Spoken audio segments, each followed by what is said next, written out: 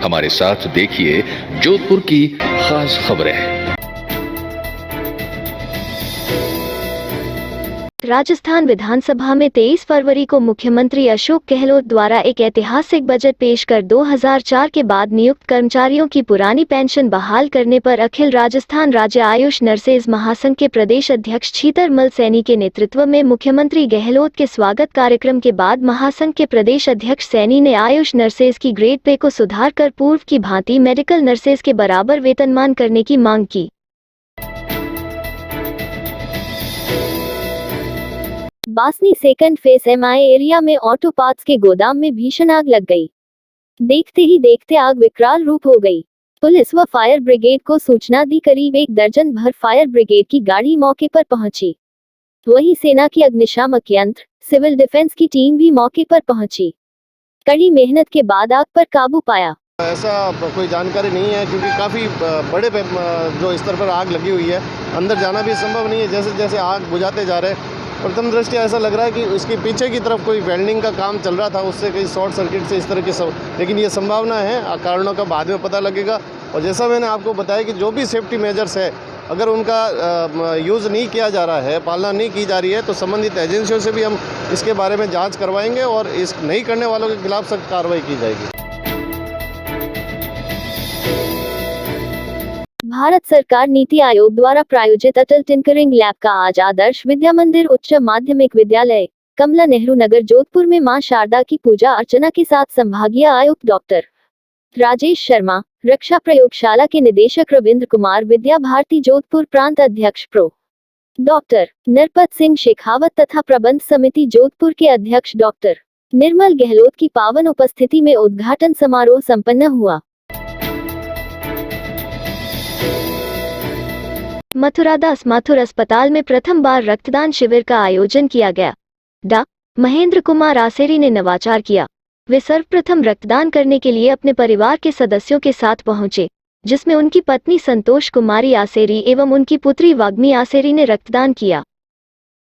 कि ब्लड अगर हम देंगे तो बेच देंगे, मिसयूज होगा या हमारे अंदर कमजोरी आ सकती है। ऐसा कुछ नहीं होती। जो भी ब्लड बैंक में ब्लड लेते हैं उसका टेस्ट करते हैं, उसकी हिस्ट्री लेते हैं, ब्लड प्रेशर लेते हैं। जब वो फिट होता है तो ही उसकी ब्लड लेते हैं और जो ब्लड दिया जाता है वो जरूरतमंद को दिया जाता है और निःशुल्क दिया जाता है। नर्मदा से लाए गए 1.25 लाख शिवलिंग से निर्मित 9 फीट ऊंचा व 15 फीट गोलाई के आकार का शिवलिंग महाशिवरात्रि को देखते हुए तैयार किया गया है। बनार रोड खोखारिया स्थित संदीपनी राम धर्म गौशाला में स्थापित किए गए इस शिवलिंग पर शिवरात्रि को अभिषेक व जागरण के साथ चारों प्रहर का रुद्राभिषेक होगा।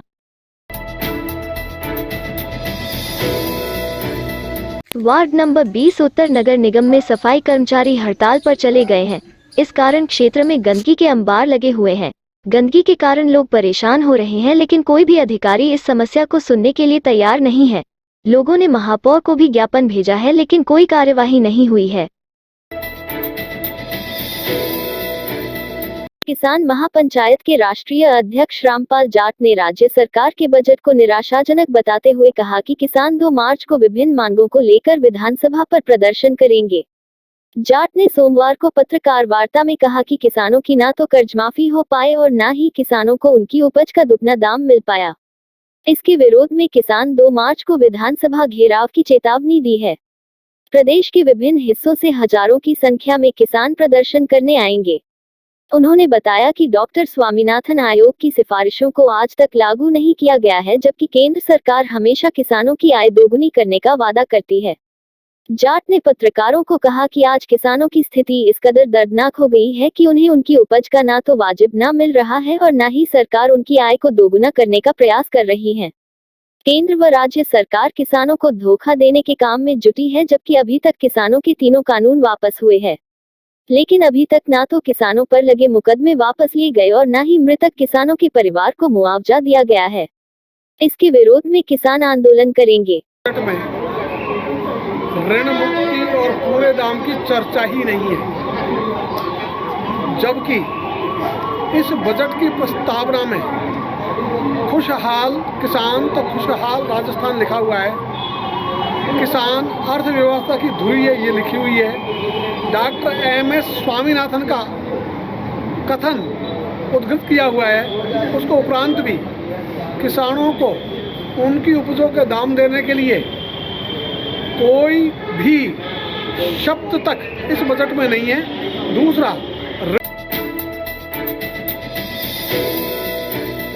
मुख्यमंत्री अशोक गहलोत ने कहा कि कल शाम को फोन पर बात होने के बाद यूक्रेन के कीव में भारतीय दूतावास के डिफेंस अटैची कोमोडोर संजय देशमुख ने वहां फंसे विद्यार्थियों से मुलाकात की। उन्होंने अवगत करवाया कि युद्ध के कारण परिवहन व्यवस्था बिगड़ी हुई है, इसलिए इन विद्यार्थियों को निकालने में अतिरिक्त समय लग रहा है। भारतीय दूतावास जल्द से जल्द सभी विद्यार्थियों को वहां से निकालने का प्रयास कर रहा है। इसके लिए ट्रेन के इंतजाम भी किए जा रहे हैं। मैं आशा करता हूं कि हमारे सभी भारतीय सुरक्षित देश वापस लौट आएंगे। देर रात यूक्रेन के खार्किव में फंसे अजमेर के किशोर गुरनानी से भी फोन पर बात हुई। उन्होंने बताया कि सीमावर्ती इलाका होने के कारण वहां परिस्थितियां थोड़ी जटिल हैं, पर वो अपने परिवार के साथ सकुशल हैं। आशा करता हूं कि श्री किशोर सपरिवार जल्दी ही भारत सुरक्षित लौटेंगे। बता दें कि यूक्रेन में फंसे भारतीय मदद के लिए लगातार सरकार से गुहार लगा रहे हैं।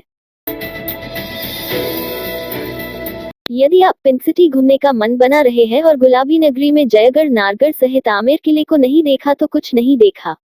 जयपुर की खूबसूरती का अंदाज आप इस दृश्य मात्र से ही लगा सकते हैं कि जयपुर में पर्यटकों के लिए क्या क्या खास नज़ारे हैं।